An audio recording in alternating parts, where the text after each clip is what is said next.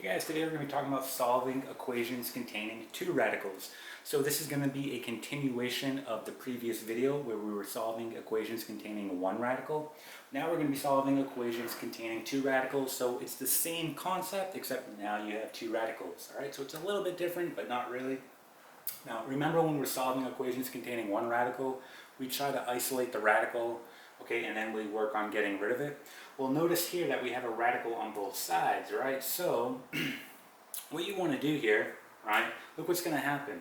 If I try to divide by 5, right, well then I'll just have a big mess here, right? So I don't want to do that, right? What I want to try to do right now is get rid of both of these radicals. Now how am I going to do that? Well, I'm going to square both sides because remember, this is a square root. If we want to get rid of it, right, we raise it to the power of 2, right? So what I do to one side, I have to do to the other. So what we're going to have here is the square root of 35x, right, squared equal to, now this whole part here is going to get squared, so we'll have 5 times x plus 2 squared, okay? Now look what happens. Well, this side, right, since we have a power of 2 and we have a square root, that simply will cancel out, right, because remember this is really to the 1/2, this square root. So we'll have 35x equal to, okay, now look what's going to happen here. You have to do it to both of them. So I'll have 5 squared, which will be 25, okay, and then right here, right, again, the square root will naturally cancel out. So we'll have x plus 2. Now at this point we want to go ahead and distribute that 25, so we'll have 35x equal to 25x and then plus 50. Okay? Now we want to isolate the variable, so we're going to subtract 25 on both sides, 25x. Okay, so a 35x and a minus 25x, well that will make 10x equal to 50. Divide both sides by 10. Okay, and x here will be equal to 5. Okay, so x equals 5, and that's going to be our final answer. Okay? Alright, let's try another example. So let's go ahead and erase this.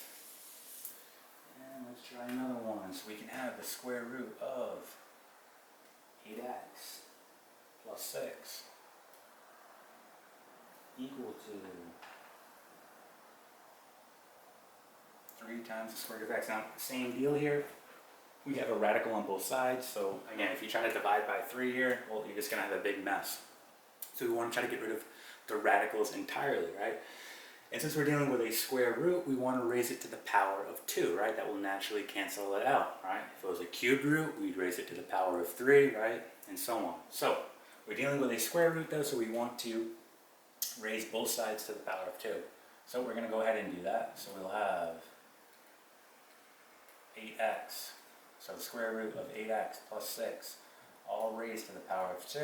And then this whole part here will be raised to the power of 2 as well. Okay. Well, we know that the square root will naturally cancel now, right? So we'll be left with 8x plus 6 equal to, now we want to go ahead and do the same thing, but we're going to do each value that we have here. So 3 squared is going to be 9, right? And then the square root of x, well again, that's going to naturally cancel because we have a power of 2. So this will simply just become x. Alright, now we want to go ahead and isolate the variable, so minus 8x, and we get 6 equal to x, right, or 1x. So our answer here is just simply going to be 6. So x equals 6. Alright, let's try one more example and that will be it.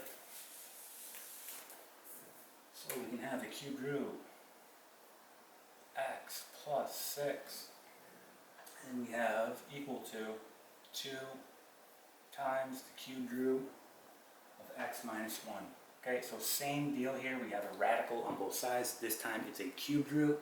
So again, you try to divide by 2, you'll have a big mess. So we want to try to get rid of this cubed root. Now, unlike the square root where we took, we raised it to a power of 2, Since we're dealing with a cubed root, we're going to raise it to a power of 3. That way it will naturally cancel out. Alright, so we'll have the following.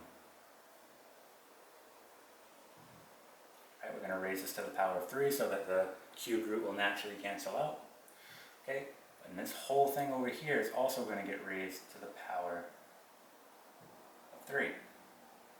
Okay, so we know on this side the cube root naturally cancels out, so we're left with x plus 6. Okay, 2 cubed is going to be 8. And then this whole part right here will, again, the cube root will naturally cancel out, and we're left with what's inside, which is x minus 1. Go ahead and distribute your 8 now, so we have x plus 6, and we have 8x, and minus 8. Okay. At this point, we want to go ahead and isolate the variable. So I'm going to move the x to the right, and I'll move this 8 over. Okay, so this cancels, and we're left with 8 plus 6, which is going to be 14.